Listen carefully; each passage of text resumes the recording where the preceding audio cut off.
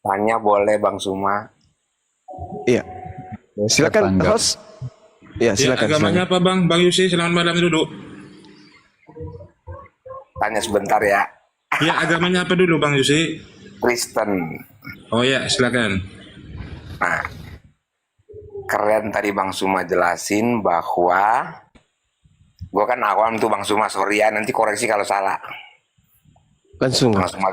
Bang Suma bilang tadi kan Maria tidak mengenal Yesus. Ya, Kenapa di Quran ada surah Al-Maryam yang membicarakan tentang kelahiran Isa Al-Masih? Maria itu entah Maria yang lain, judulnya di Quran ada kitab surah Al-Maryam. Luar biasa banget Al-Quran. surah Maryam. Surah Maryam, kenapa bukan surah ibunya Muhammad? Kenapa surah ibunya Isa? Itu aja Bang Suma. Oke. Baik, Bang. Jadi kenapa kemudian Allah menjelaskan tentang Nabi Isa alaihissalam include dengan keluarganya? Karena Islam datang sebagai penyelamat. Islam datang diterangkan kepada manusia, khususnya kepada Bani Israel.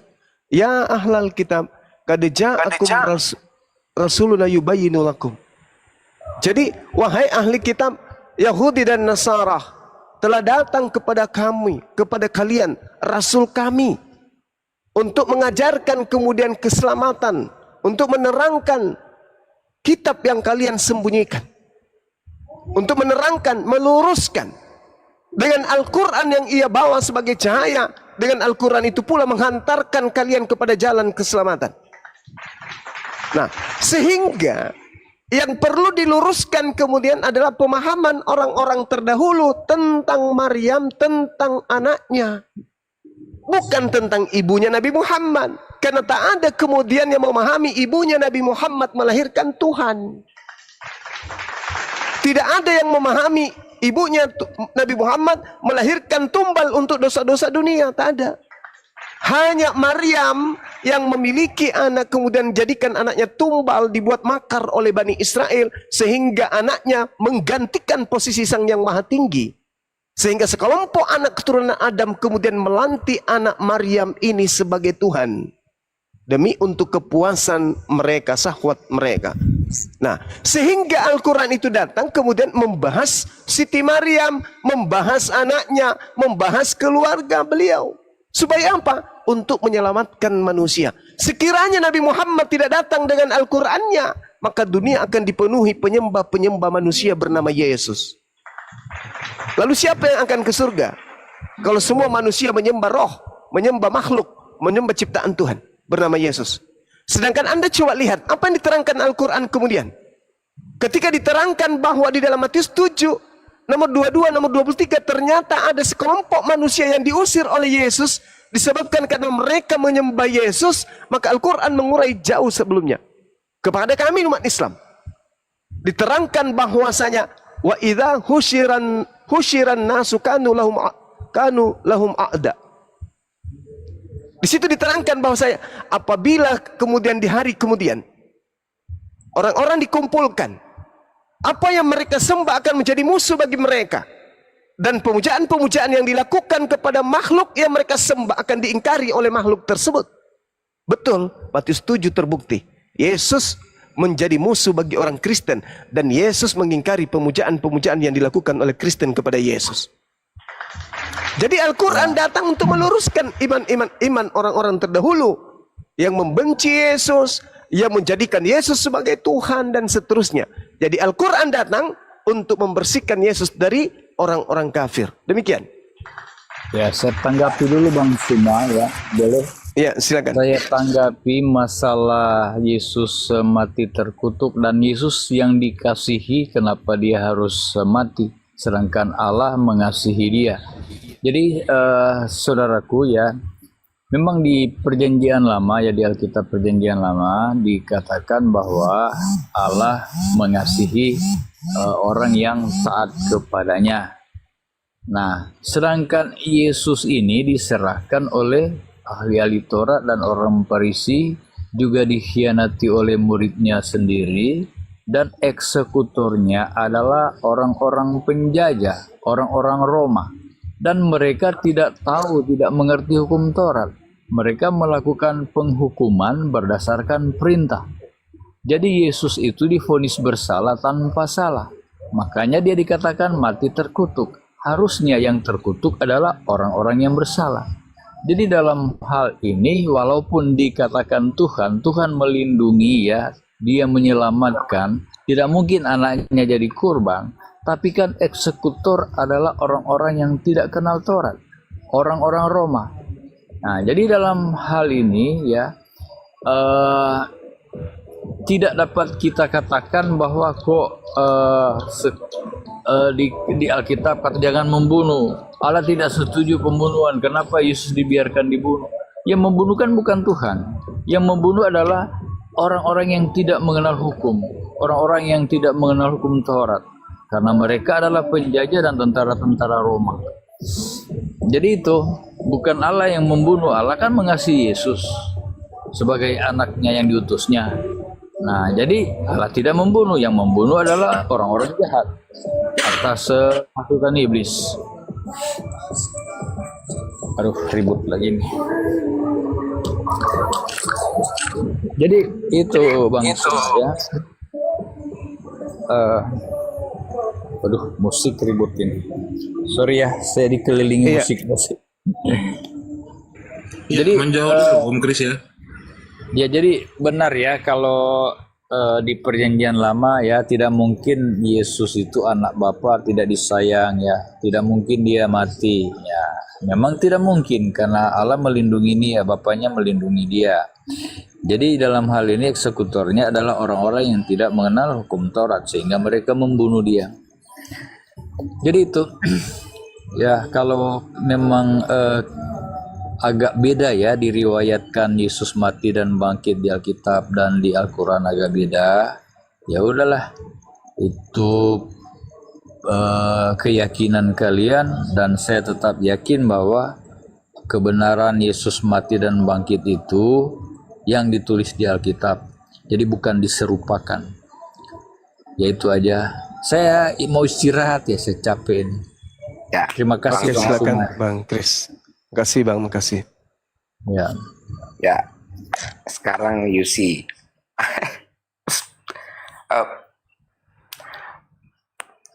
Bang Suma, Gimana Bang? Siap. kalau saya kan itu orang awam itu enggak kayak orang paham lah teks-teks tuh. Saya tuh maksudnya cuman penilaian orang awam saya begini. Mungkin saya salah ya, Bang Suma nanti jelasin. Yang saya maksud tadi, Quran wahyu dari Sang Pencipta itu ada surah itu ibunya Yesus gitu loh. Ada surah ibunya Yesus. Sementara nggak ada surah ibunya Muhammad. Kan Muhammad istilahnya Rasul Allah, semestinya kan ada surah misalnya ibunya Muhammad, itu pertama. Yang tadi, yang kedua gini, nanti Bang Suma jelasin. Nah, saya kan itu agak kurang mengerti. Ada yang saya dengar kan bahwa Isa itu terkemuka di dunia dan di akhirat dan akan menjadi hakim yang adil di akhir zaman. Hakim yang adil di akhir zaman. Pertanyaannya, kenapa yang terkemuka di dunia bukan Muhammad dan akan menjadi hakim yang adil bukan Muhammad? Kenapa harus anaknya Maryam? Gitu, silakan Bang Suma. Iya. Ketika kemudian dalam Al-Quran dikatakan bahwa Nabi Isa ini terkemuka di dunia dan juga terkemuka di akhirat, Allah Subhanahu wa Ta'ala kemudian menerangkan itu di dalam Al-Quran surah Ali Imran ayat 45. Kenapa Nabi Isa itu terkemuka di dunia? Karena dia satu-satunya kemudian nabi yang dilantik untuk dituhankan separuh dari penduduk bumi. Dan kenapa dia terkemuka di akhirat? Karena dia satu-satunya nabi yang akan disidang oleh pencipta langit dan bumi di hadapan seluruh umat manusia. Nah, yang perlu saudara pahami adalah kenapa Nabi Muhammad SAW itu ketika datang diutus sebagai nabi lebih banyak kemudian membahas tentang nabi-nabi terdahulu daripada dirinya sendiri, bahkan keluarganya sendiri. Karena Nabi Muhammad itu adalah utusan Allah, bukan utusan iblis. Kalau utusan iblis, maka dia akan mengedepankan kemudian dirinya, keluarganya, mengutamakan segala-galanya untuk dirinya. Akan tetapi itu tidak terjadi. Beliau datang ke atas muka bumi ini untuk meluruskan ajaran Nabi yang sudah dibengkokkan kemudian oleh manusia. Karena kedatangannya adalah untuk menyelamatkan. Itulah salah satu bukti bahwa Al-Quran itu bukan karangan beliau. Kalau Al-Quran itu karangan beliau, maka boleh jadi yang diunggulkan adalah keluarganya, ayahnya, ibunya, nasabnya, keturunannya, keluarganya, bangsanya. Tapi kan tidak, disebabkan karena dia diutus untuk litubayyina linnasi, untuk seluruh umat manusia. Maka apa yang membahayakan bagi kehidupan akhirat manusia, itu yang diluruskan. Apa yang kemudian menjerumuskan manusia sampai ke dalam neraka, itu yang dihilangkan. Tak ada sangkut pautnya kemudian manusia dengan ibunya. Ngapain ibunya dibahas di dalam Al-Quran? Kehidupan manusia hanya bersangkutan dengan datangnya sosok Nabi yang lahir tanpa ayah. Lalu kemudian dilantik menjadi Tuhan. Ini yang penting kemudian Allah yang Maha Kasih untuk luruskan melalui nabinya baginda Rasulullah Muhammad SAW. Nah, sehingga ketika kemudian Roh Kudus datang kepada baginda Rasulullah Muhammad SAW, Roh Kudusnya mengajarkan kepada Nabi Muhammad. Dulu ketika aku datang kepada Maryam, aku berkata kepada beliau melalui perintah Allah. Isqalatil malaikatu ya Maryamu innallaha yubashshiruki bikalimatin minhu. Namanya Al-Masih Isa, anak laki-lakinya Maryam. Wajihan fid dunya wal akhirah wa minal muqarrabin. Seorang yang terkemuka di dunia dan terkemuka di akhirat. Dan termasuk orang-orang yang didekatkan kepada Allah. Termasuk orang-orang, berarti bukan cuma dia saja. Nah, apa buktinya dia dihakimi kemudian? Wa isqalallahu ya Isa bin Maryam a anta qulta linnas takhizuni. Wahai Isa, anak Maryam, apakah engkau yang mengajarkan orang-orang ini untuk mentuhankan dirimu selain daripada aku? Nabi Isa kemudian ingkari itu. Tidak ya Rabb. Manalah mungkin aku mengajarkan sesuatu yang bukan hakku untuk aku katakan. Kalau aku pernah mengatakan itu, kalau aku pernah mengajarkan itu, tentulah engkau lebih tahu daripada aku. Ma qultu lahum illa ma amartani bi ani ubudullah rabbi wa rabbakum. Aku hanya mengajarkan kepada pengikutku, sembahlah Allah, Tuhanku dan Tuhanmu. Makanya orang-orang yang menuhankan dirinya akan diusir. Baca Matius 7 nomor 22-23. Itu jelas itu. Itu jelas. Makanya seruan Allah, wahai ahli kitab, jangan engkau berlebih-lebihan di dalam urusan agamamu. Sesungguhnya Isa itu hanyalah manusia, bukan Tuhan. Laqad kafaral ladzina qalu, maka kafirlah orang-orang yang berkata Isa Allah itu adalah salah satu dari 3 Tuhan yang sembah oleh orang-orang terdahulu. Seperti itu bang. Jadi Islam datang menjelaskan Siti Maryam, menjelaskan Nabi Isa, menjelaskan kemudian keluarga Imran dan seterusnya demi untuk keselamatan kita. Karena kalau Islam tidak datang, maka seluruh manusia nantinya yang terperdaya akan menyembah makhluk Tuhan yang bernama Yesus. Dengan kasihnya kemudian Tuhan datang meluruskan. Berhenti dari itu. Yang kau tuhankan itu hanyalah ciptaan Tuhan. Maryam melahirkan ciptaan Tuhan. Ciptaan Tuhan bernama Maryam melahirkan ciptaan Tuhan bernama Isa alaihissalam. Berhenti dari menyembah Isa alaihissalam. Islam datang untuk itu. Jadi bukan Al-Quran datang itu untuk mengunggulkan Nabi Isa. Al-Quran datang bukan untuk mengunggulkan Siti Maryam. Tidak. Dari Nabi Muhammad dan ibunya, bukan. Tapi Al-Quran datang untuk memberi peringatan kepada orang-orang yang menyembah anak Maryam. Seperti itu, Bang. Oke, makasih Bang Suma penjelasannya. Ini maksud saya begini. Kalau saya kan awam, kalau mau mendalami kan nggak seperti orang-orang. Maksud saya pandangan orang awam kan, kalau kayak saya lihat misalnya Alkitab atau Al-Quran atau apa aja, saya itu terpesona dengan Quran ketika situ ada surat Al-Maryam yang Isa Al-Masih yang dibilang situ. Kalau Bang Suma kan tadi jelaskan yang orang awam tidak baca di Quran. Nah ini kan kalau saya baca dan saya lihat di artikel gitu, yang terkemuka di dunia dan di akhirat. Maksudnya luar biasa banget. Dan akan menjadi hakim. Hakim itu kan nggak sembarang. Hakim yang adil. Hakim yang adil di akhir zaman, di akhirat. Nah, sebagai orang awam kan saya berpendapat, kenapa ya bukan surahnya bukan Ibu Muhammad dan akan menjadi hakim yang adil itu, kenapa bukan Nabi Muhammad? Kenapa harus Isa yang terkemuka? Jadi kan logika saya maksudnya gitu kan, logika saya gitu, yang ya belum tentu benar juga. Mungkin Bang Suma lebih paham yang tadi jelaskan itu. Cuman itu, kalau Bang Suma jelaskan tadi ke saya itu agak kurang masuk gitu loh. Karena kan yang tertulis di Quran, yang artikel itu apa namanya, masuk ke logika saya gitu. Kira-kira begitu Bang Suma, sorry. Iya. Jadi Nabi Isa ini sebagai hakim. Kenapa dia sebagai hakim? Karena dia memiliki tugas dari Allah sebagai nabi, sebagai rasul bagi Bani Israel.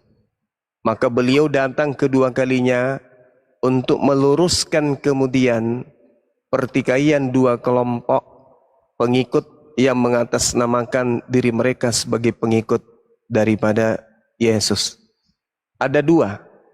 Yang pertama Bani Israel, yang kemudian kami sebut dengan Hawariyun, yang menjadi kemudian murid-murid atau sahabat-sahabat daripada Nabi Isa alaihissalam. Memanggil Nabi Isa dengan panggilan Sayyid, panggilan Tuan.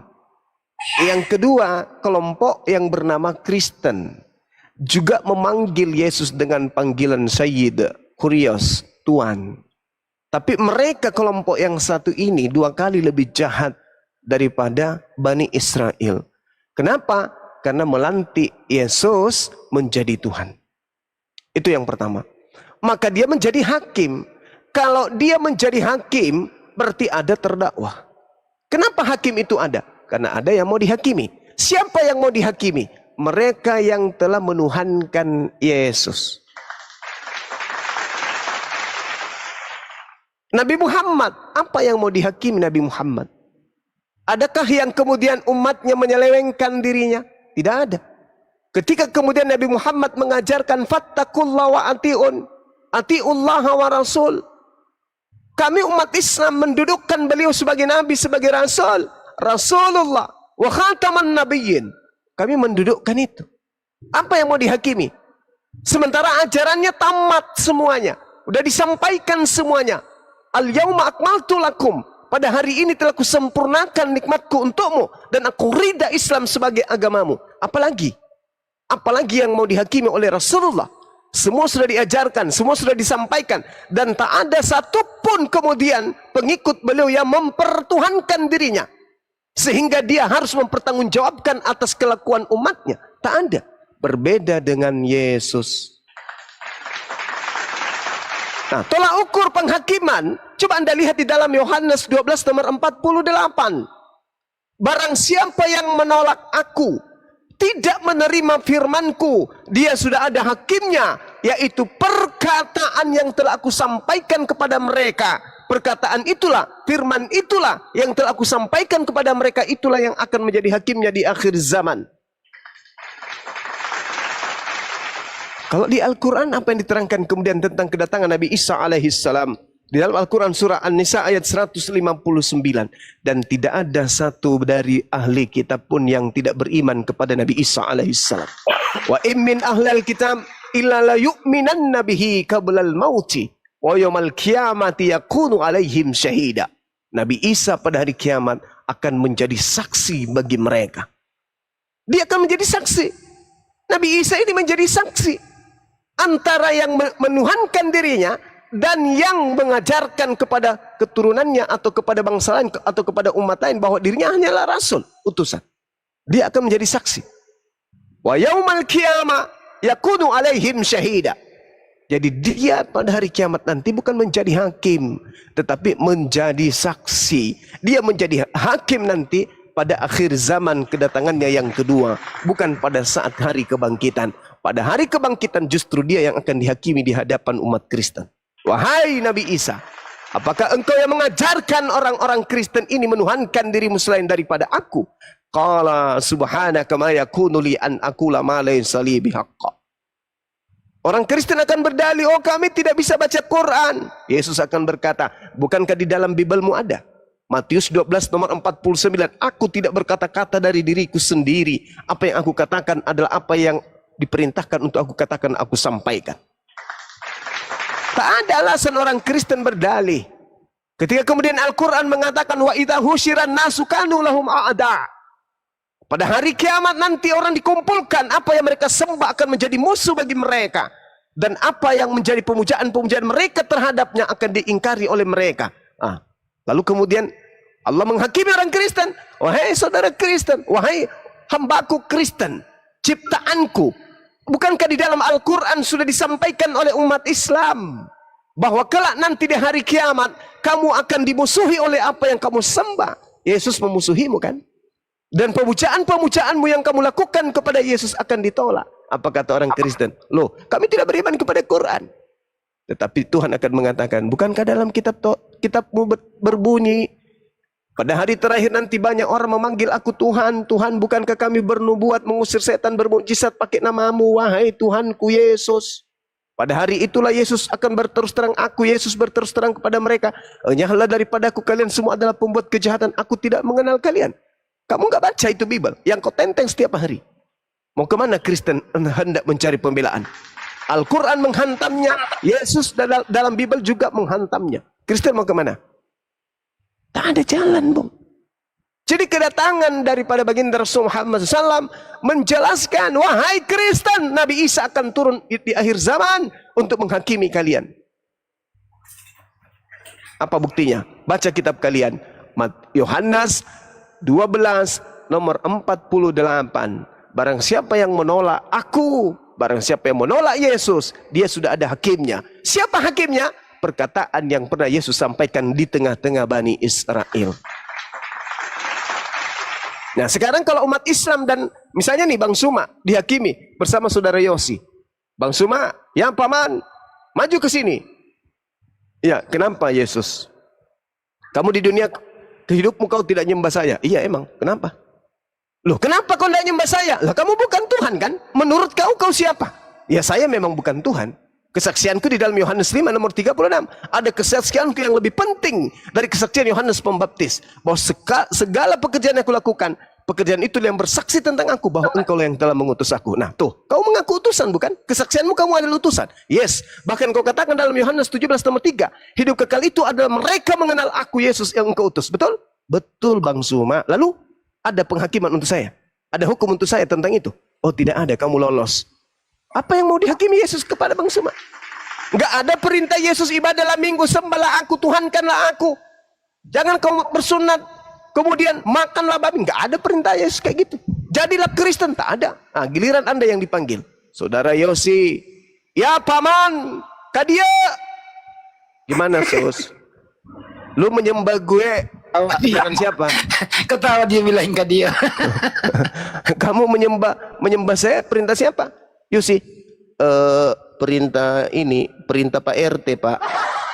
Kau ke gereja siapa yang perintahkan? Perintah Bu RT. Yang perintahkan kau makan babi siapa? Pak Bom. Terus yang memerintahkan kamu itu mengatakan bahwa aku ini adalah Tuhan juga selain daripada bapakku, itu siapa? Hah? Siapa yang ngajarin kamu? Ya banyak lah, Pak. Nah, ada nggak ajaran saya? Nggak ada. Masuk kau ke neraka. Enyahlah daripadaku. Anda diusir. Bang Suma lolos. Jadi kalau Yesus itu datang menghakimi seluruh umat manusia, pertama, Yesus harus dikenal sebagai utusan. Dunia harus tahu. Yohanes 14 nomor 31 kata Yesus. Dunia harus tahu. Maksudnya apa? Orang Indonesia harus tahu. Orang Hindu, Buddha, Islam harus tahu bahwa aku senantiasa mengasihi, taat kepada perintah Bapa, dan aku senantiasa melakukan apa yang diperintahkan kepadaku. Berarti Yesus ini, dunia harus tahu bahwa dia adalah hamba yang taat, alias dia adalah hamba yang suci, alias dia adalah seorang muslim yang taat. Dunia harus tahu, aku adalah Tuhan. No, itu ajaran sesat. Dunia harus tahu bahwa aku adalah orang yang senantiasa mengasihi Tuhanku. Betul. Dunia harus tahu bahwa aku senantiasa melakukan apa yang diperintahkan Bapa untuk aku lakukan. Betul. Umat Islam mengaminkan. Berarti kedudukan Yesus pada masa ini, ketika dia mengatakan dunia harus tahu, maka dunia harus mengaminkan Yesus itu adalah hamba yang taat kepada perintah-perintah Tuhannya. Yohanes 14 nomor 31. Dunia harus tahu. Maksudnya orang Indonesia harus tahu, orang Jepang harus tahu, orang Afrika harus tahu. Aku Yesus adalah orang yang senantiasa tunduk berserah diri kepada segala perintah yang datang kepadaku. Berarti aku adalah Tuhan atau hamba Tuhan? Dunia harus tahu aku ini hamba Tuhan, aku ini Tuhan. Dunia harus tahu bahwa aku adalah hamba Tuhan yang taat. Lalu dari mana Kristen ini mendapatkan pengajaran Yesus itu adalah Tuhan? Dari makhluk roh yang mengaku-ngaku Yesus. Mesias palsu, Yesus palsu, yang membisikkan kemudian Paulus 13 kitab, yang mana kitab itu yang menjadi panduan orang-orang barat untuk menyembah Yesus. Akulah Yesus yang kau aniaya.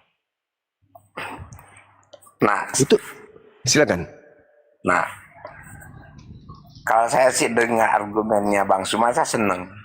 Cuman gini, kalau saya simak, Bang Suma sama aja menyembah agama, bukan menyembah Allah. Karena gini, argumen Bang Suma bukan memberitakan tentang kebenaran yang sejati, tentang kebenaran Islam, tapi mengandung unsur pembenaran agama, merek gitu loh. Karena kalau Allah kan bukan agama Kristen, bukan agama Islam, bukan agama Hindu. Bang Suma bagus, hebat, tapi itu dosa loh Bang Suma. Karena apa? Argumentasi kita itu ironi gitu loh. Itu dosa besar itu Bang Sum. Serius. Bagus, gak seneng Bang Suma. Cuman karena apa? Perkataan kita yang ditonjolkan kemampuan berpikir, ego kita. Nah, kalau saya kan kenapa saya senang sama Bang Suma? Karena apa? Kita lagi dipermainkan dengan logika yang ada unsur kebencian tanpa Bang Suma sadar. Hanya karena mau menyenangkan netizen. Wah, itu dosa besar Bang Sum kalau menurut saya sih. Karena kalau saya kan begini, berpikirnya begini. Islam, Quran itu indah. Allah itu tidak mengajarkan umatnya, semua manusia, untuk berbantah-bantahan. Makanya saya nggak suka orang Kristen berbantah-bantahan. Orang Hindu lebih baik sharing, asik, saling mendengarkan.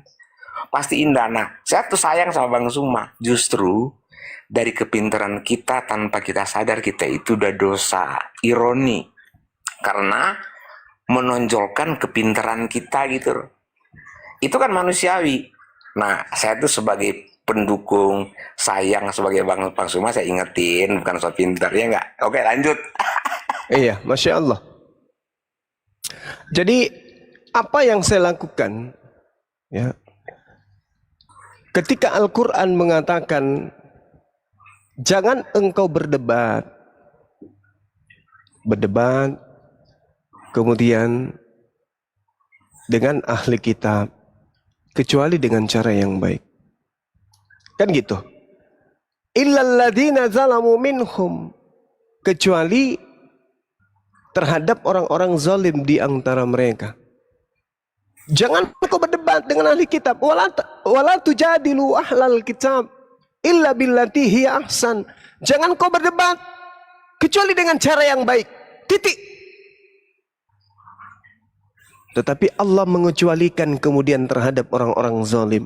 Illal ladzina zalamu minhum wa qulu amanna billadzi unzila ilaina wa unzila ilaikum wa ilahuna wa ilahukum wahida wa nahnu lahu muslimun. Sama seperti Yesus berserah diri kepada Tuhan. Setelah ia menyampaikan kebenaran itu, orang mau terima, orang Israel mau terima ataupun tidak, EGP, kata Yesus, marilah, bangunlah, berdirilah, mari kita pergi dari sini. Yohanes 14 nomor 31. Itu kata Yesus. Lalu tugas saya sebagai seorang muslim, ud'u ila sabili rabbika bil hikmah wal mau'idatil hasanah wajadilhum billati hiya ahsan inna rabbaka huwa a'lamu biman dalla an sabilih wa huwa a'lamu bil muhtadin. Serulah seluruh umat manusia, apapun pekerjaannya, pendeta, pastor, apapun dia, serulah kepada jalan Tuhanmu dengan jalan hikmah dan pengajaran yang baik, dan berlebatlah dengan mereka dengan cara yang baik pula. Sesungguhnya Tuhanmu, dialah yang lebih mengetahui siapa yang sesat dari jalannya, dan dia yang lebih mengetahui siapa yang mendapatkan petunjuk. Ini adalah kaidah dalam agama saya. Sehingga ketika saya berdebat, unsur yang saya sampaikan kemudian adalah Al-Quranul Karim. Karena Rasul Muhammad SAW menitipkan Al-Quran kepada kami umatnya. Bil bayyinati waz zubur wa anzalna ilaika dzikr litubayyana lin-nasi ma nuzila ilaihim wa la'allahum yatafakkarun. Nabi Muhammad diberikan Al-Quran agar Nabi Muhammad menerangkan kepada manusia apa yang telah diturunkan kepada mereka dan agar mereka memikirkan. Nah, kalian tidak bertemu dengan Nabi Muhammad, kami bertemu dengan ajaran Nabi Muhammad. Oleh-oleh yang dibawa oleh Nabi Muhammad tidak ada pada kalian, ada pada kami. Sebagai wujud rahmatan lil alamin, oleh-oleh ini kusampaikan juga kepada saudara-saudara. Anda mau terima? La ikraha fiddin. Anda tidak mau terima? Ya, tidak ada paksaan. Wa kadzalika auhayna ilaika ruhan min amrina ma kunta tadri mal kitab walal iman walakin ja'alnahu nuran nahdi bih man nasha'u min ibadina wa innaka latahdi ila siratim mustaqim. Demikian Al-Quran diwahyukan oleh Allah dengan ruh Al-Quran itu sebagai perintah Allah kepada beliau. Sebelum Al-Quran kemudian Rasulullah SAW itu tidak tahu. Dia tidak mengerti apa itu Al-Quran sebelumnya. Dia tidak mengerti apa itu iman sebelumnya. Tetapi demi Al-Quran dijadikan oleh Allah kemudian Nabi Muhammad SAW mendapatkan cahaya. Dan dengan Al-Quran ini Rasulullah memberi petunjuk kepada siapa yang dikehendaki oleh Allah. Dan sungguh engkau wahai Nabi Muhammad, kata Allah, wa innaka latahdi ila siratim mustaqim, membimbing seluruh manusia kepada jalan yang lurus. Oleh-oleh ini disampaikan oleh Al-Quran kepada saya. Nah, sebagai muslim yang mengajarkan ajaran rahmatan lil alamin, aku sampaikan kepada saudara, huwallazi ba'atsa fil ummiyina rasulan minhum yatslu alaihim ayati wa yuzakkihim wa yu'allimuhumul kitaba wal hikmah. Wa in kanu min qablu lafi dhalalin mubin. Dia Allah mengutus seorang rasul yang ummi dari kalangan mereka sendiri, yang membacakan ayat-ayat suci Al-Quran, mensucikan jiwa mereka dan mengajarkan mereka kitab dan hikmah sunnah, meskipun sebelumnya mereka benar-benar dalam kesesatan yang nyata. Masa kebenaran seperti ini saya harus sembunyikan dari Anda? Saya mengaku seorang muslim, penganut ajaran rahmatan lil alamin, melihat saudara saya sesat, masa hadiah yang terindah dari langit saya tidak sampaikan kepada saudara? Jangan Anda mengatakan saya berdosa, enggak. Saya menyampaikan rahmatan lil alamin. Rahmat Islam itu bukan hanya untuk Bang Suma dan Islam, tetapi untuk seluruh umat manusia. Wa qulil haqqu min rabbikum. Kebenaran sudah ditumpahkan oleh Tuhan saya ke atas muka bumi ini. Siapa yang mau beriman silakan, yang tidak mau beriman silakan. Tetapi apakah mungkin Anda mau beriman kepada Al-Quran tanpa penyampaian kami dari umat Islam ini? Oleh karena itulah apologet Islam ini dibantu untuk menyampaikan kebenaran itu kepada kalian. Kami tidak egois. Kami nggak rakus. Kebenaran Islam kami nikmati sendiri. Melainkan kami sampaikan juga kepada kalian. Itu yang terjadi. Jadi jangan Anda katakan penyesat. Karena Yesus sendiri di dalam Bible saudara mengatakan apabila ia datang, dia akan memuliakan aku. Yohanes 16 nomor 14. Tolong tunjukkan di agama Kristen yang mana item-item memuliakan Yesus itu. Satu, apa itu? Di dalam agama Kristen memuliakan Yesus. Apa? Apa? Yang bisa saya lihat secara pribadi kepada orang Kristen memuliakan Yesus itu yang mana? Tunjukkan kepada saya. Ada? Ke gereja menyembah Yesus, apakah itu memuliakan atau menghinakan? Seorang wakil gubernur Anda panggil, wahai Pak Gubernur, apakah itu memuliakan atau menghinakan? Seorang utusan Tuhan Anda panggil Tuhan, apakah itu memuliakan atau menghinakan? Wakil Pak Prabowo Anda panggil Presiden, wahai Pak Presiden, dia akan tersinggung. Dia akan marah dalam hatinya. Sebab Anda sedang mempermalukan beliau depan umum. Dia hanya seorang wakil presiden. Anda panggil sebagai seorang presiden. Itu adalah memalukan bagi seorang wakil presiden. Begitu juga Yesus yang hanya utusan Tuhan. Anda panggil Tuhan. Itu bukan memuliakan. Itu menghinakan. Coba Anda baca Matius 7. Nomor 15 sampai nomor 23. Apa kata Yesus? Tidak setiap orang yang memanggil aku Tuhan, Tuhan akan masuk ke dalam surga. Melainkan dia yang melakukan kehendak siapa? Kehendak siapa? Kehendak Big Boss, yaitu Tuhan pencipta langit dan bumi. Nah, sedangkan Kristen ada nggak di ajaran Kristen itu memuliakan Yesus? Satu item aja kalau ada. Silakan. Ya. Jadi keren-keren. Kan udah dibilang Bang Suma kalau saya kan tuh awam. Cuman maksudnya begini maksudnya. Kalau saya itu apa yang dibilang Zuma kan itu saya nggak bantah, benar. Tapi seandainya Bang Zuma lahir di Manado, tempat saya, pasti Bang Zuma itu Kristen. Kalau saya lahir di Aceh, pasti saya Islam. Cuman bagaimana kita memahami Sang Pencipta, itu yang disebut kalau saya pribadi ya, itu hidayah hati yang lembut gitu. Ketika kita menyampaikan rahmatan lil alamin, kalau orang lain merasa itu tidak enak didengar, timbul rasa kebencian, rasa seolah-olah apa ya, saling menghujat, itu mah bagi gue itu mau Kristen, mau Islam, mau Hindu, itu bukan rahmatan lil alamin. Itu mah merusak apa ya, hati orang yang baik. Jadi Bang Suma bilang itu benar, nggak salah. Cuman di situ kalau menurut hati saya ya, mendengar ya, dari intonasi kalimat itu Bang Suma luar biasa mah, pintar. Cuman itu jangan kita lupa yang Bang Suma bilang tadi, itu betul, kita itu kan mensiarkan. Tapi kan kita lahir abad ini, dimana kalau kayak gue nih, gue lahir orang tua udah ngajarin gitu, Bang Zuma lahir udah diajarin begitu. Nah, kalau kita itu saling menghujat atau gak memaksakan sesuatu, akhirnya kita itu menyakiti orang lain. Begitu juga dengan orang-orang Kristen yang terlalu dalam itu, saya tuh kurang terima, karena itu bukan kasih namanya. Kasih itu kuping surganya, mendengar enak gitu. Nah, kalau saya kan karena paham hati, bermain hati, Bang Zuma mau marah-marah, mau maki, saya tuh seneng karena Sang Pencipta itu memberikan software yang baik bagi Bang Zuma gitu loh. Cuman mungkin kita kan manusia, harus ada hal-hal yang kita mungkin proses waktu kita merubah atau apa ya, kira-kira begitu sih, bukan menggurui Bang, brother. Oke, baik. Ya, Oke, baik. Oke, Saudara Yosi, ada ungkapan saudara itu yang paling menarik buat saya. Andai Bang Suma di Manado, andai Bang Suma di Danau Toba, di Karo sana, atau andai Bang Suma itu di Toraja dilahirkan, maka Bang Suma akan menjadi seorang Kristen. Yes, kemungkinan besar ya.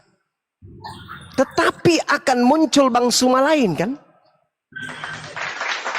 yang berasal dari Islam. Itu udah pasti tuh. Karena kenapa? Antara kebaikan dan keburukan itu berjalan seimbang. kejahatan dan kebaikan itu, antara hak dan batil itu akan berjalan seiring sejalan. Ketika Bang Suma lahir dalam keadaan Kristen, mungkin Anda Muslim, maka yang punya kewajiban menyelamatkan saya Anda. Anda yang punya kewajiban menyelamatkan saya. Nah, kebetulan saya di Muslim, Anda di Kristen, maka yang punya tugas untuk menyelamatkan Anda adalah saya sebagai Muslim. Sekarang Anda punya keselamatan di Kristen. Oke, silakan Anda selamatkan saya menurut versi agama Kristen. Ajarkan kepada saya bagaimana caranya selamat di dalam ajaran Kristen. Sampai hari ini saya belum pernah menemukan untuk menjadi selamat jadikan Yesus itu Tuhan. Tak ada. Nah, sekarang Al-Quran saya mengajarkan saya, posisi saya sebagai Muslim, saya harus mengajarkan, menyampaikan ud'u ila sabili rabbika bil hikmah yang tadi itu. Wa idza qila lahum ittabi'u ma anzalallah qalu bal nattabi'u ma alfaina alaihi aba'ana awalau kana aba'uhum la ya'qiluna syai'a wa la yahtadun. Jadi tak ada alasan Anda berdiam diri ketika kemudian Anda Al-Quran, sampai Al-Quran pada Anda mendiamkan saya yang kemudian Anda katakan saya terlahir di tengah-tengah Manado. Al-Quran mengatakan, apabila dikatakan kepada mereka orang-orang kafir, ikutilah apa yang telah diturunkan oleh Allah, mereka akan menjawab, tidak. Kami mengikuti apa yang kami dapati pada nenek moyang kami melakukannya. Padahal nenek moyang mereka itu tidak mengetahui apapun dan tidak mendapatkan petunjuk. Coba Anda tanya diri Anda. Ketika saya menjadi Kristen, Anda tanya kepada saya, wahai Bang Suma, ya paman, kenapa Anda ke gereja? Saya tidak bisa menjawab, karena Tuhan saya mengajarkan. Nggak bisa saya menjawab kayak gitu. Kenapa nggak bisa? Karena tidak ada di dalam Bible. Perintah ke gereja nggak ada. Maka satu-satunya jalan yang betul adalah Al-Quran. Al-Baqarah ayat 170. Apa kata Al-Quran? Yang sekiranya Anda Muslim dan Anda memahami tentang ilmu Islam yang harus disampaikan kepada seluruh umat manusia. Apa kata Al-Quran? Ini yang saya bacakan tadi.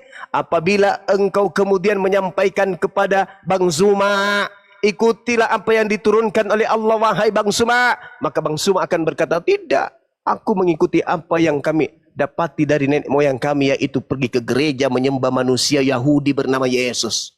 Karena saya tidak bisa berkata bahwasanya diperintahkan oleh pencipta langit dan bumi menyembah Yesus. Nggak ada dalilnya. Nggak ada perintah ke gereja, nggak ada perintah makan babi, nggak ada perintah untuk tidak makan hal-hal yang diharamkan kemudian.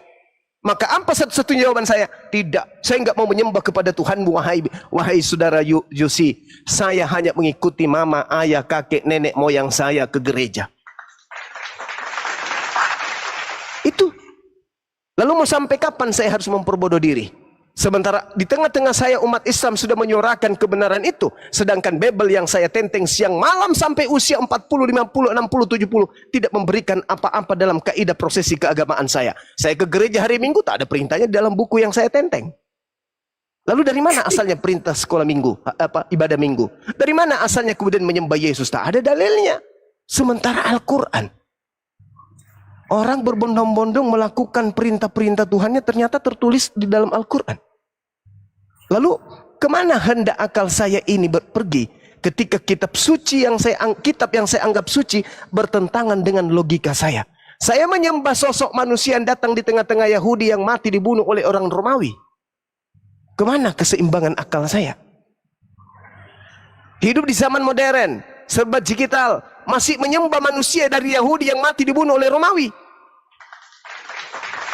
Otak saya mau kemana? Sementara kiri kanan saya Islam, ke depan Islam, ke belakang Islam, di mana-mana masjid menyuarakan Allahu Akbar, Allahu Akbar, Allahu Akbar, Allahu Akbar. Saya baca internet, apa arti Allahu Akbar? Oh, arti Allahu Akbar adalah Tuhan yang maha besar. Di mana-mana masjid bunyi Allahu Akbar, Allahu Akbar. Masa saya tidak bergeming kemudian? Kenapa saya tidak bergeming? Karena itu tadi, aku hanya mengedepankan doktrin dan dogma dari nenek moyangku. Itu yang pertama. Yang kedua, sederhana. Kakeknya Bang Suma dan kakek saya ketika Nusantara ini belum berbentuk republik, masih berbentuk kerajaan. Siapa yang datang kemudian di Nusantara ini mengobok-ngobok? Apa nama agamanya? Siapa nama Tuhannya? Apa nama rumah ibadahnya? Apa nama kitabnya? Kemana kakek saya pada masa itu? Kemana kakeknya Bang Suma pada saat itu? Dan andai saya hidup pada zaman itu, segerejakah saya? Serumah ibadahkah saya? Satu kitabkah saya dengan penjajah? Atau jangan-jangan saya akan berdiri sebagai pembela Nusantara? Atau jangan-jangan saya tampil sebagai pahlawan? Ketika saya tampil sebagai pahlawan, tidak mungkin saya satu rumah ibadah dengan penjajah. Pertanyaannya, kemana kakek nenek saya pada masa penjajahan? Apakah mereka satu tempat ibadah dengan penjajah? Notabene penjajah beragama Kristen, beragama Katolik. Nama tempat ibadahnya gereja, nama Tuhannya Yesus, nama kitabnya Bible. Kakek saya dan nenek saya pada masa itu di mana beribadah? Penjajah beribadah. Kakek nenek saya sudah tentu bertuhan. Di mana nenek saya, kakek saya pada saat penjajahan? Ketika agama Kristen di Indonesia dan oknum-oknumnya hari ini yang menyuarakan toleransi, yang menyuarakan di gereja-gereja agama Kristen itu kasih, andai saja mereka hidup sesama dengan penjajah, apakah dia punya malu untuk meneriakkan kemudian Kristen adalah agama kasih, Kristen memusuhi musuh, menyayangi musuh, kasihilah musuhmu, bla bla bla. Dan Kristen akan teriak, Islam adalah agama toleransi, Islam agama teroris. Apakah itu bisa terjadi? Andai saja oknum-oknum yang teriak ini sesama dengan penjajah. Sedangkan kiri kanan yang menjadikan kuburan 40 jiwa adalah mereka yang teriak haleluya. Yang menyerang pondok pesantren, yang membunuh para kiai, yang membunuh para santri, yang membakar masjid adalah mereka yang teriak haleluya. Ya, mereka menenteng kemudian kitab yang bernama Bible, rumah ibadahnya gereja. Habis ibadah mereka menembaki penduduk pribumi ini. Apakah masih ada pendeta yang mengajarkan kemudian estetenias seperti itu, menggaungkan bahwa umat Islam itu seperti ini kejamnya? Apakah bisa? Tidak bisa. Karena umat Islam kemudian bersatu dengan orang di luar Islam memperjuangkan kemerdekaan ini, barulah negara ini aman merdeka. Habis itu orang yang mengatakan bahwa Islam itu intoleransi, Islam itu teroris, kemana pada masa penjajahan? Kemana kakek nenek mereka? Kenapa mereka seagama dengan penjajah? Apa yang salah? Seperti itu Paman. Jadi kalau kita berbicara, kenapa Bang Suma begini, struktur akal mengajarkan itu. Ingat, pencipta langit dan bumi itu maha tahu. Sehingga dia mengutus manusia dengan chip yang dalam otak kita, dalam kepala kita ini berupa akal. Dititipkan oleh pencipta kita untuk membedakan kita dengan hewan. Lalu Tuhan mengutus para nabi membawa kitab suci sebagai panduan. Akal dan kitab suci harus terkoneksi. Tidak boleh kemudian koslet antara akal dengan kitab suci. Apabila ada agama kitab sucinya koslet, tidak berkesinambungan dengan kemampuan akal, maka agama itu bermasalah. Kalau agama bermasalah, itu sudah pasti bukan berasal dari yang maha tahu. Kalau dia dari manusia biasa, tentu banyak kontradiksi dan kontroversi yang ada di dalamnya. Subhanallah. Al-Quran tidak pernah kemudian kontradiksi dengan akal, tidak pernah kontradiksi dengan zaman, tidak pernah tertinggal oleh kehidupan manusia secanggih apapun zaman itu. Itulah kami umat Islam. Demikian. Thank you. Ini terakhir nih. Silakan. Saya tuh paham. Saya diulang-ulang Bang Suma itu penjelasannya itu sangat menguasai. Tapi begini maksudnya. Itulah akibat mau siapapun itu orangnya. Ketika orang itu menyembah agama bukan sang ilahi, itu akan ada unsur keegoan dan kebencian. Karena apa? Salah kamar. Tapi ketika umat Islam, Kristen, Hindu, Buddha menyembah sang ilahi, itu tidak akan terkotak-kotak. Tapi ketika orang menyembah merek, itu akan timbul ego pembenaran bahwa gua itu yang paling benar. Lu salah. Lu harus. Saya udah ulang-ulang. Koreksi ya. Kan sang pencipta itu tidak punya KTP. Nggak punya KTP Kristen, Hindu, Buddha. Masa sih nanti di akhirat dia mau pisah-pisah. Lu nggak boleh. Lo Kristen. Lu nggak boleh. Lo Islam. Lu nggak boleh Hindu. Aneh kan sang pencipta begitu. Maksud aku gini. Sebenarnya agama itu yang udah ada sekarang, ketika orang itu mempelajari itu secara pribadi, hubungan imannya dengan ilahi, itu pasti indah. Tapi ketika iman itu hanya dikelola dengan logika, membela merek, membela agama, itu pasti akan tersesat. Contoh begini, begitu banyak teman-teman saya dulu, saya kan di lingkungan muslim semua. Ketika mereka dalamin Quran, mereka jadi membenci saya. Dulu kita asik-asik banget, Bang Sum. Teman-teman saya, ketua DKM, sekretaris, itu CS-an saya semua. Tapi ketika ada 1-2 orang yang mendalami agama, kenapa jadi error begini ya? Hati nurani saya. Tapi saya cuma diam. Malah saya pribadi, saya selalu berdoa, ya Allah mudah-mudahan dia itu berubah. Karena mungkin dia dapat guru yang salah. Karena mungkin dia itu yang seperti Bang Suma bilang tadi. Karena kan begini, seperti Bang Suma kalau misalnya ngomong kayak tadi nih, itu indikasi itu jadi kayak semacam model bukan orang damai mendengarnya, tapi memprovokasi umat Islam untuk membenci agama lain. Kalau menurut saya ya, itu dibenci sama Allah, jangan salah Bang Suma. Memang betul orang mendengar, kalau orang nggak mengerti pasti dia seneng karena membela agama. Tapi esensinya kita sedang berbuat dosa karena kita didengar banyak orang. Nih Bang Sum, yang menilai itu orang lain yang paham dengan hati ya, bukan benci. Ketika Bang Suma berargumentasi, orang-orang yang punya hati nurani yang baik, mau dia Islam kayak Kristen atau apa, pasti sebagian tidak terima. Tapi kalau orang tidak mengerti, oh ya seneng. Itu masukan saya ke Bang Suma. Andaikan nih, Bang Suma kan luar biasa lah, namanya saya juga baru kenal. Cuman sepintas-sepintas saya lihat atau apa, saya suka.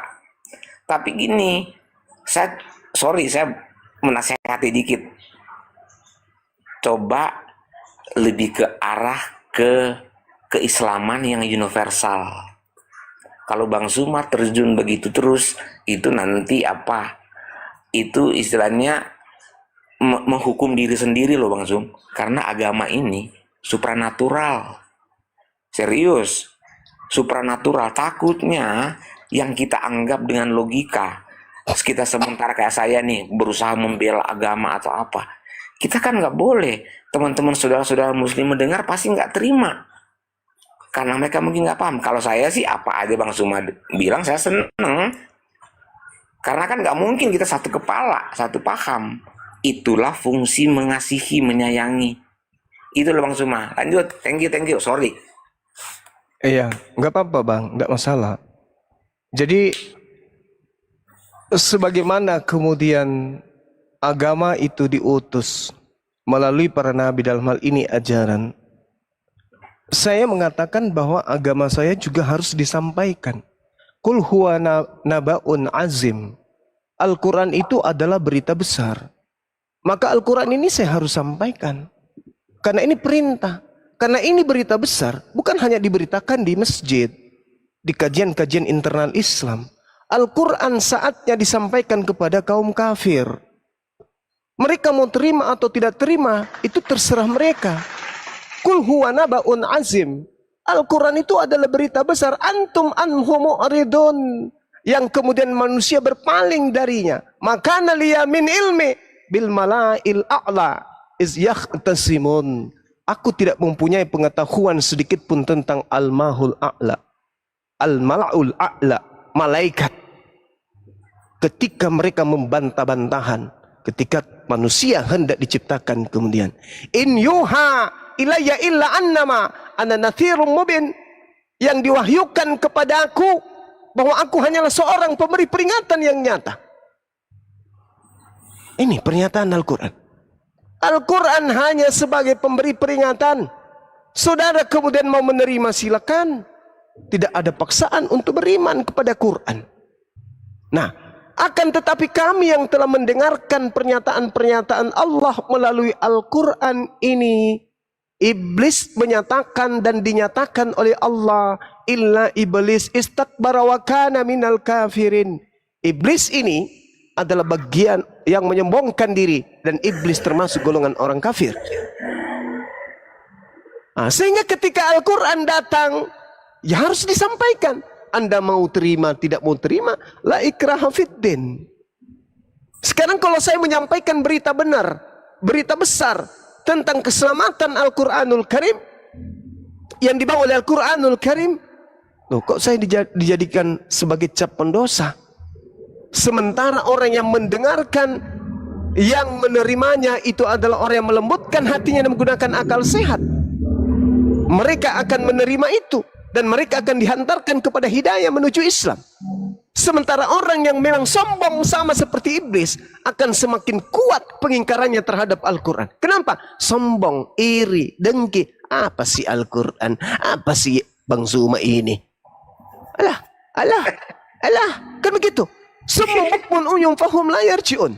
Karena Allah mengatakan, sumpah iblis ini, dia mengatakan bahwa aku akan menjadikan keburukan itu menjadi sesuatu yang indah bagi orang-orang kafir. Itu kata Quran. Jadi saudara, ketika Anda mengatakan bahwa tak ada manfaatnya, hanya menyesatkan, kemudian saya rasa itu keliru besar. Kenapa? Karena setiap kita manusia itu diberi akal oleh Allah. Akal adalah makhluk materi Tuhan yang tertanam dalam materi fisik kita sebagai manusia. Akal merupakan serpihan cahaya kecil yang dengan akal ini kemudian kita manusia mampu membedakan kemudian segenap kualitas objek. Mana yang betul, mana yang salah. Maka mana yang kemudian perlu untuk kita lakukan, mana yang tidak perlu untuk kita lakukan. Karena akal ini terus mencari dan mencari kebenaran-kebenaran baru. Akal ini mengajak kita manusia menuju melangkah lebih jauh guna menemukan beragam hal baru yang berguna bagi perkembangan peradaban kita sebagai manusia. Kalau kita masih kolot, masih menyembah kepada sesama kita makhluk, lalu apa buat apa akal ini kita diberi? Buat apa akal ini kita diberi? Kalau kita kemudian mengatakan bahwa semua agama itu mengajarkan kebaikan, memang betul. Tetapi tidak semua agama itu kemudian menjadi lolos dari iblis. Agama-agama yang ada di atas muka bumi ini, yang lolos dari cengkraman iblis itu adalah agama yang kemudian didatangkan dari para nabi. Hanya itu saja. Yang dibengkokkan kemudian itu sudah ditunggangi oleh iblis. Nah, kami yang tahu itu. Kami yang mengerti tentang itu, kami belajar Al-Quran, kami belajar Bible. Ketika kami menemukan ketimpangan kemudian terhadap Bible dan orang Kristen dan kitabnya, kitab Bible dan penganutnya, tidak kemudian sinkron terhadap keduanya, maka sebagai Muslim, rahmatan lil alamin, kami hadir untuk mengingatkan itu. Tadi di awal saya mengatakan, adakah orang Kristen memuliakan Yesus? Mana tunjukkan satu kemuliaan yang Yesus terima dari orang-orang Kristen? Tak ada sedikit pun. Tapi apakah itu seketika diimani dan dipercayai? Tidak. Kenapa tidak dipercayai ungkapan-ungkapan saya? Ya karena ada iblis yang senantiasa menghalangi. Ada iblis yang menutup hati. Al-Quran mengatakan yukhadi'una Allah walladzina amanu wa ma yakhda'una illa anfusahum wa ma yash'urun. Mereka orang-orang kafir hendak menipu Allah dan hendak menipu orang-orang beriman, padahal sesungguhnya mereka hanya menipu diri mereka sendiri, sementara mereka tidak menyadari. Nah, itu yang terjadi sekarang. Saya menyampaikan kebenaran. Ketika Anda terima, alhamdulillah. Anda tidak terima pun tak apa-apa. Nah, itu yang perlu saya sampaikan. Demikian.